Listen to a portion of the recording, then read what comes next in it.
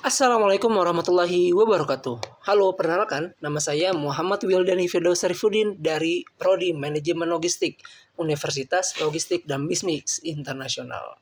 Bisnis Internasional ya, Ulbi. Oke. Jadi, video ini merupakan dari tugas mata kuliah MSDM atau Manajemen Sumber Daya Manusia. Dan di sini saya akan menjelaskan dari materi tersebut yang sangat berguna dalam sebuah organisasi atau perusahaan, yaitu manajemen performance atau manajemen kinerja. Saya merupakan pelaku usaha di bidang jasa, yaitu bengkel dengan nama Mid Garage. Sebagai business owner, pasti ingin sekali mempunyai tim yang sangat bagus. Kinerjanya sangat luar biasa, terus komunikasinya sangat rapi, dan sebagainya.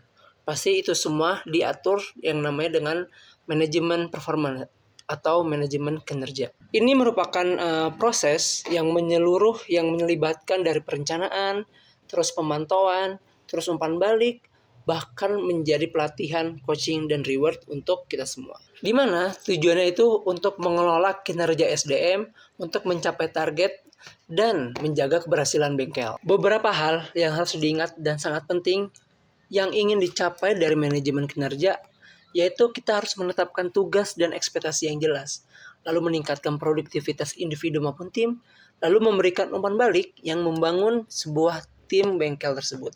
Dan kita harus menjalin komunikasi yang efektif antara atasan dan juga bawahan, menjadi dasar pengambilan keputusan terkait gaji, bonus, pelatihan, hingga promosi. Komponen ini sangat banyak yang harus diliput. Yang pertama itu ada analisis jabatan, ada standar kinerja, bahkan penilaian berbasis hasil atau KPI dan proses kompetensi dan perilaku. Semua itu bisa kita dapatkan kalau memang itu baik, yaitu menjadi reward dan pengembangan karir. Agar efektif untuk menjalankan manajemen kinerjanya, kita harus ingat prinsip-prinsip ini. Ada 5 prinsip. Yang pertama itu ada spesifik. Nah, apa itu spesifik? Jadi, kita harus mempunyai atau memberikan tujuan yang pasti atau jelas. Bahkan tidak boleh ambigu. Sebagai contoh, kita selaku bengkel harus meningkatkan penjualan produk A.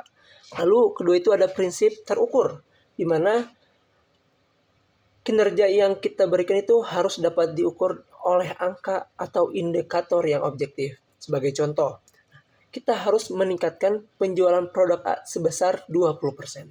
Jadi harus jelas dan objektif. Nah, lalu ketiga itu apa? Yang ketiga itu ada achievable atau dapat dicapai. Target harus realistis sesuai kapasitas dan sumber daya yang kita miliki. Sebagai contoh, target tercapai dengan promosi, tambahan, dan pelatihan staf. Agar kita maksimal, kita harus melatih staf-staf yang ada di bengkel. Bahkan untuk mencapai yang kita inginkan, yaitu kita harus sering-sering mempromosikannya. Lalu apa yang keempat? Ada berorientasi hasil, fokus pada hasil akhir, di mana bukan hanya pada aktivitas saja. Contoh, jumlah unit terjual lebih penting daripada jumlah kunjungan pelanggan. Lalu ada T, batas waktu. Harus punya tenggat waktu yang jelas atau kita memberikan estimasi waktu yang jelas. Kita harus menyelesaikan ini dalam waktu 3 bulan ke depan. Seperti itu. Jadi dengan hal ini kita menilai karyawan kita, staf-staf kita itu pasti secara jujur dan evaluasinya pun sangat mudah. Karena sudah ada indikator-indikator jelas untuk penilaiannya. Apalagi sebagai pelaku usaha itu harus punya SOP atau KPI, Key Performance Indicator, untuk menilai semua staff, bahkan ownernya pun juga harus dinilai.